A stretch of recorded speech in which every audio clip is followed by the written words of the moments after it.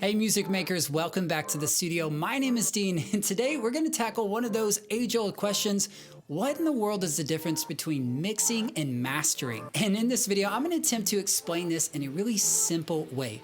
First, I'm going to show you visually what a mix looks like and what it does. Then I'm going to show you visually what a master looks like and what it does. And then I'm going to let you listen to audio examples of a song that I mixed, and then I sent it to a Grammy-winning mastering engineer, and I'm going to let you hear the difference between the mix and the master. So without further ado, let's dive in.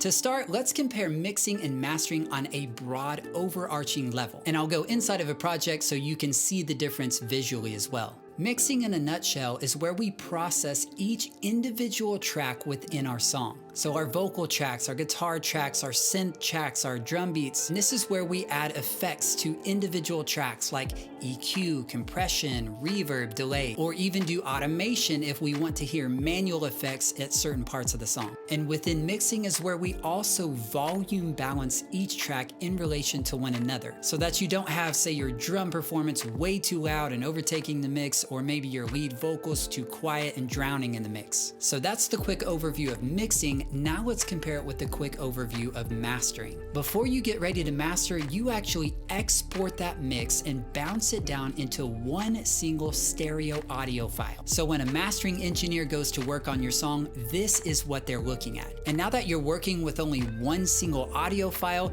the oversimplified goals of mastering are, number one, to raise the volume or the loudness of that track so that it competes with other songs that you hear on Spotify or any other major platform. The second goal of mastering would be to add subtle hints of warmth, clarity, and color. And these are not typically big macro adjustments, these are micro adjustments. So now that we have an idea of what the overarching differences between mixing and mastering are, let's bring it into a real life situation. So I'm gonna use my upcoming single as an example to show you what I did as a mixing engineer, and then what the mastering engineer did, and even what we were asking from one another back and forth. To start, I mixed the song and tried to get it sounding as good as I possibly could before I even had it mastered. And then I exported a file and I sent it to my mastering engineer for him to review and give feedback on. One of his main comments was that the vocals in the chorus were too loud. So that means an individual adjustment like that was in my ball court as the mix engineer, because a mastering engineer can adjust the volume level of your vocals without massively affecting the entire rest of your mix. So once we had gone back and forth a couple times and I had the mix where it was supposed to be, I then sent it back over to my engineer as an uncompressed WAV file, and he began working on making it louder and adding those subtle hints of warmth and color. So once his job was done as a mastering engineer, he sent me back a single file. That would be a mastered song. So now let's listen to the difference between what I did in the mixing phase and what my mastering engineer did in the mastering phase. There's something beautiful about you.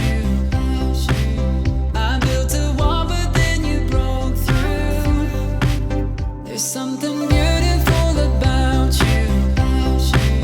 I built a wall, but then you broke through. Number one, right away you can hear the bump in volume. It's definitely a bit louder.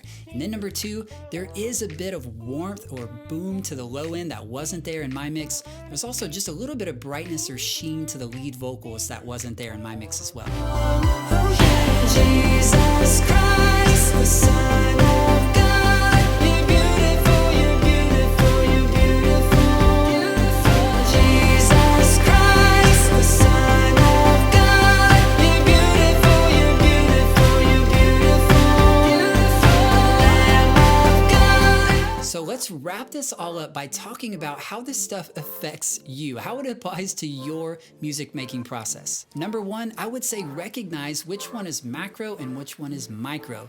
Mixing is macro. That's where we do a lot of the big changes, a lot of the big processing, a lot of the customized things. But mastering, on the other hand, is more micro. It's subtle changes to enhance your mix and get it ready to play and stream. Number two, I want you to recognize that if your mix sounds bad, your master will also sound bad. Getting your song mastered is not an excuse to have just a half decent mix. You need to do all that you can to make it sound as best as it can in the mixing phase. Don't leave anything for the mastering engineer. Then once you're all done, that's when you send it to the mastering engineer and they can make it even better. And then the last question, and maybe the most important question, is should you get your songs mastered? And I think the simple answer is yes. But I think the more complicated answer is what kind of master should you be getting? So here's my suggestion. I think if you're new or relatively new to the whole music making process, to writing, to recording, to releasing music, then you should really consider something like an online mastering engine like Lander.com. This can give you a great master that's louder, that's brighter, and it's really, really cheap and really, really easy. And no, I don't have any affiliation with Lander. I think it's a cool tool. But on the other hand, if you're more experienced, you've released several singles, several albums, and let's say you have some budget or backers behind your project, then you might want to consider getting a professional mastering engineer. I paid $80 to have my song professionally mastered by a Grammy-winning engineer. But I've also been doing this for quite a while, and I have patrons who back my project, so they actually paid for the song to be mastered. Thank you, patrons. Y'all are seriously amazing. But again, if you're new, I would really suggest an online mastering engine, because I would just hate for you to spend $80 on a master and then be like, I can barely even hear the difference. So I hope this has been helpful. I hope it's really clarified and simplified the role of mixing versus the role of mastering. And feel free to stick around, as this channel is all about equipping you to write, record, produce, and release your own music, but not just to learn about it, talk about it, to actually apply the things we're talking about so you can complete songs, so you can release songs, so you can impact your generation. This is Dean. Thanks for joining me today in the studio, and I will catch you in another video.